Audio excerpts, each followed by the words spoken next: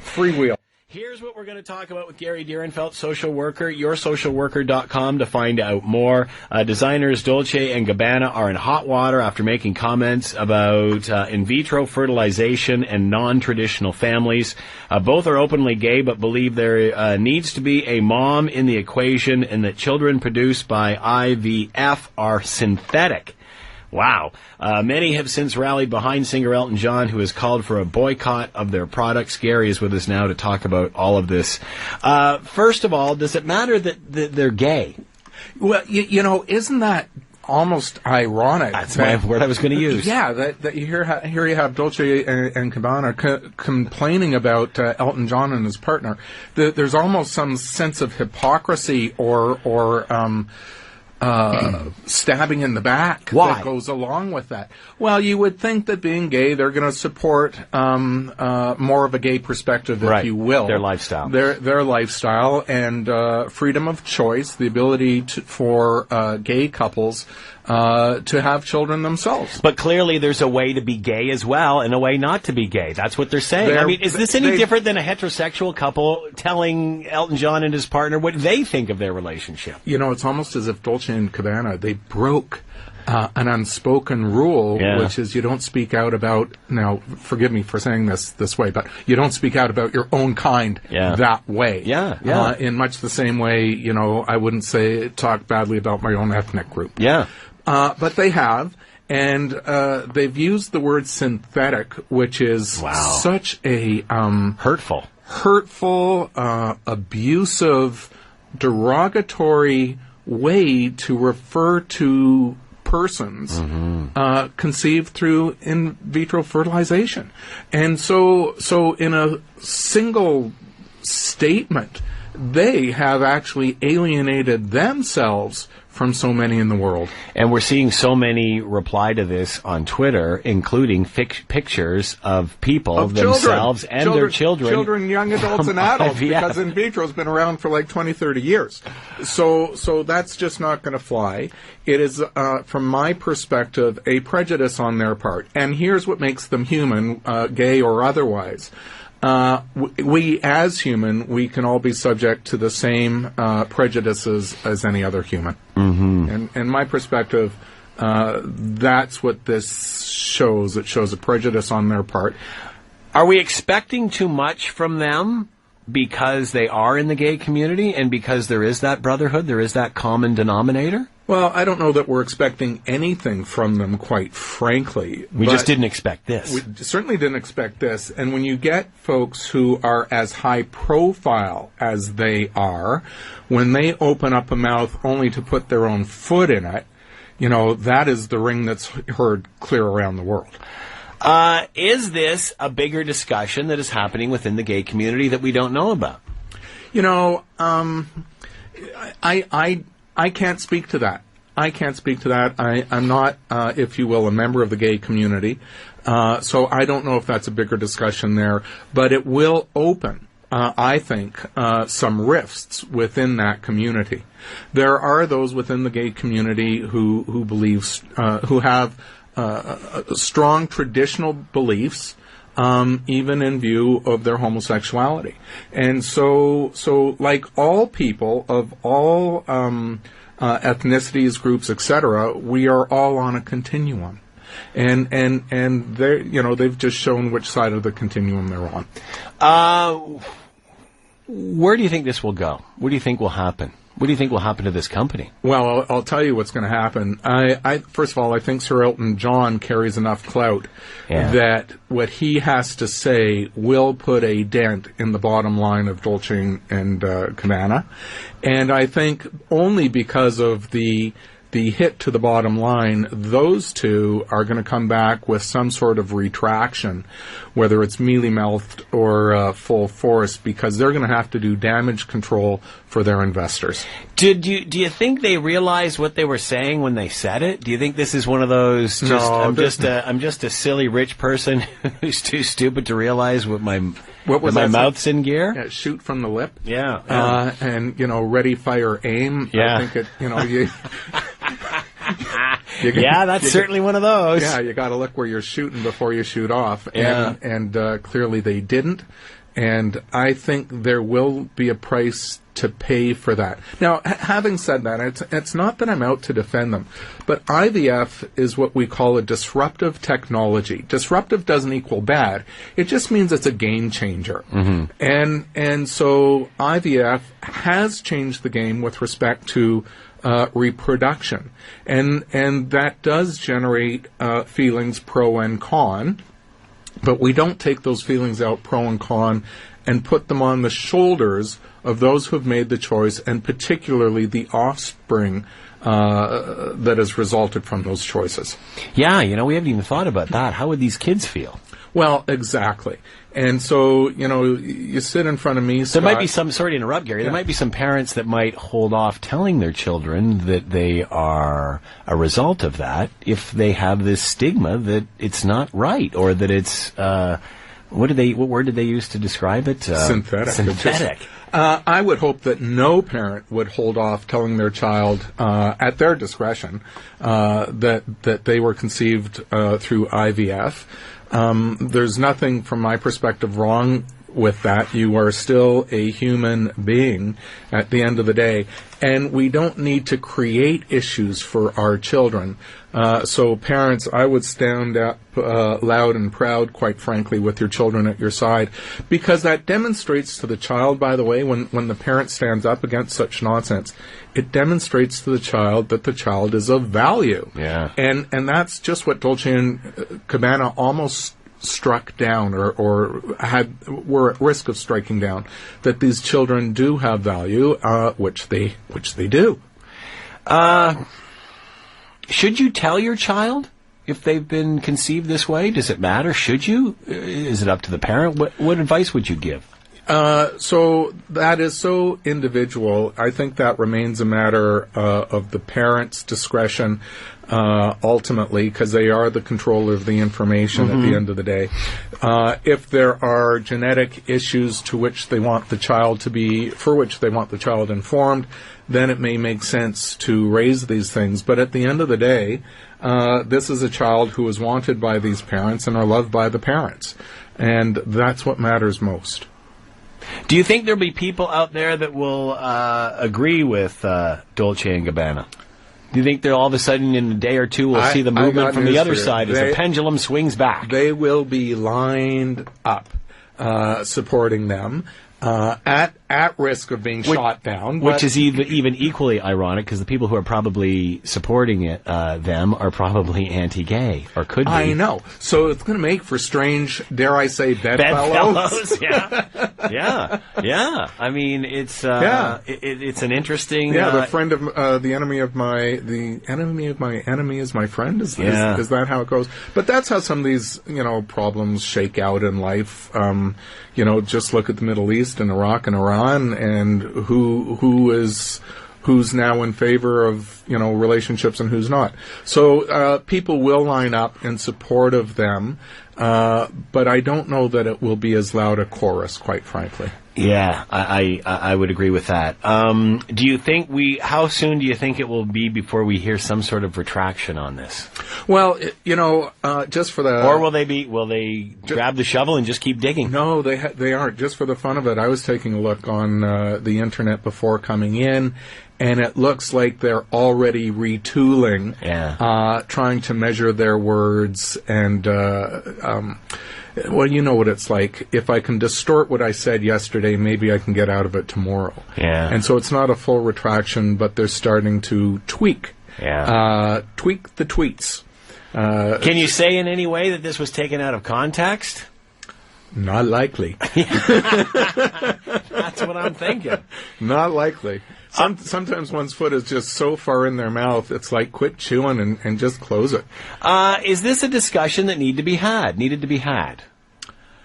I don't think this... Is this a sign of the times? I don't think this was a discussion that needed to be had. I think this was discussed and put to bed a long time ago. These technologies are here. Parents, heterosexual, homosexual, have been relying on these strategies for some 20, 30 years. It's not new anymore by any means. That's right, to have children. And so that genie is out of the bottle, And we're not going to make that a reflection of the children, that's for darn sure. All right, let's, I'm going to blindside you now again. There was a video that has come out from the Ontario government, and it's talking about sexual violence. And Luke, we should try to get that on the website, on the Facebook and Twitter. The Ontario government's, we'll get that up there as soon as we can to have you take a peek at it. But this is something that was put out by the current Liberal government, and it was, I guess, a PSA talking about sexual violence, and it captures 3 scenarios. Do you want to talk about that? Yeah, so it shows 3 scenarios. It shows a guy who may have or is about to sexually assault a young woman who appears passed out at a party, and he's saying to the camera, glad you're not going to tell anyone about it. Right. Another scenario, a fellow at work comes up from behind a woman seated at a desk. He puts his hands on her shoulders. We see their faces. They don't see each other's face. Her face looks uncomfortable. And again, he says, I'm glad you're not making this any of your business. This is my business. Yeah. And there's a third scenario similar. And it really puts out in such remarkably graphic form the sexual abuse of women, sexual assault of women at the hands of men, where men clearly know what they're doing and they're being so insidious. Mm-hmm. The third scenario was putting the chemical in the drug in the drink. Yes. Drugging the drink. Yes. This public service announcement has gone viral. Internationally. Yeah. And it's like 7 million views it's up to, something like that. Yeah. So clearly it is striking a nerve around the world, and it is raising the profile of the discussion substantially. This is fabulous. Yeah. Absolutely fabulous. It shows just how creepy, how insidious the thinking is with respect to the sexual assault of women in any way, shape, or form. But these are common ways. Mm-hmm. Will this help sell the sex ed curriculum? Is that the reason you think it's out there? I mean, I don't want to take away from the good work that's done here, but in politics, things are always done for a reason. Well, it's interesting because they are separate issues, although they're connected issues. This really falls on the heel of the Jian Ghomeshi debacle, where women have come forth through his radio station and saying that they have been physically assaulted in the context of sexual assaults by him.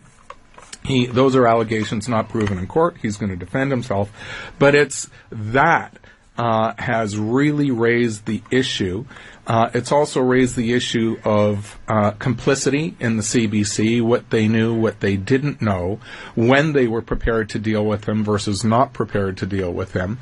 And our own Sheila Copps here in Hamilton came out thereafter and said earlier in her career she had suffered a sexual assault, and she made reference, I think it was to a more private incident. But having said that, she, from my perspective, suffered sexual assault publicly when I think it was Crosby, referred to her as Tequila Sheila. That was so derogatory, so chauvinist, so sexist, so wrong. And so this is a conversation that needs to be had out loud in the clear light of day. It is connected to the sex education curriculum in that we want to teach children right from wrong, gender-based issues, matters of sexual consent. And that is a message that's best delivered young, before the child has to actually deal with it, so that, God forbid they are dealing with it, they are then equipped. So that's the connection, but it is a standalone issue. How important was it to have those 3 issues up there, those 3 scenarios, where the drug into the drink, the harassment at work, and then someone passed out at a party? Because those, if you were to take the top 3 sexual... Well, there you go. So even when I meet with victims of sexual violence, those are common context in which they occur. Yeah. We're not really, it's not to minimize this, but it's not the unknown person hiding behind the bushes to grab us on the walk home. Yeah. That is far less common than the scenarios depicted through that public service announcement.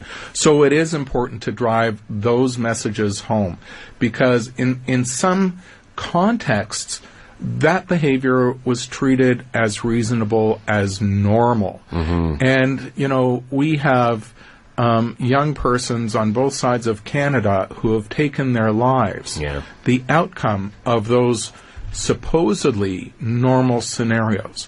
So we do need to get that in the public eye. Those public service announcements are doing a great job of it. How long will it take to change the perception here? Yeah, how long's a piece of thread? I don't know.